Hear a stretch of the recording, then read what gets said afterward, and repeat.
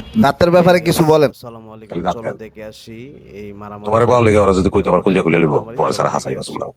মামা সাহেব বিচার শুরু করেন। কামড় খানে ধরে আর লাগতো না। বান্দা আজির কামড় খানে একবার অনাক দেন আমার একটা আক কিসের আকিসের কি দেখবা অনুভব হাসির সময় শেষ ইচ্ছা থাকে না তো আমার দাঁত পিড়ে তো ভাসিয়ে দিতেছে। হ্যাঁ আর কোনদিন খাইতাম আউক শেষ করে চালান দিয়ে যাই দেন দিতে কোন জলদি দিতে কোন আকাশ নাকি রে তো আনা হয় না মেম্বার সাহেব। এই যে তাহলে কেমন কি হইলো কথা তো বর খেলা করলেন সবসময় করেন।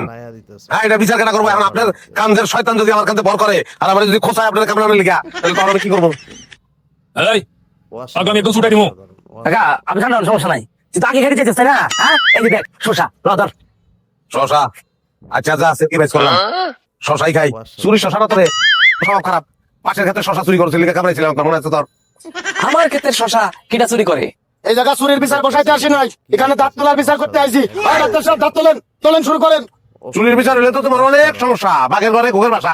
তাই তো কই আমার পুকুরের মাছ গাছের ডাব কলা এগুলো যাই কই বিশ্বাস করেন মেম্বার সাহেব আমি ওই একদিনে চুরি করছি আর করি নাই। চুপ এটা আমাদের দিয়েছে লিখে বলার মতো না আর বাস। এটা কি এত ডিমান্ডের সামনে কোন ঠিক হইব ইজ্জত থাকবো আপনার?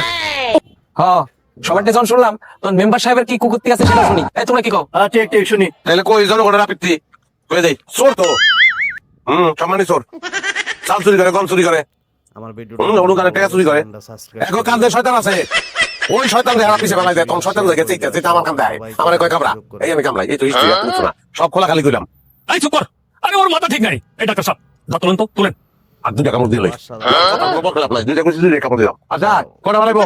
হ্যাঁ 32টা 32টা নাই তো দুইটা কম আছে 2000 টাকা কম দিয়েন মনে নমস্কার হলে থামেন, আমার স্বামী একজন ভালো মানুষ। একদম ঠিক। আপনারা কোনো কেউ কইতে পারবেন আমার স্বামী কোনো নিরপরাধ মানুষের কামড়াইছে?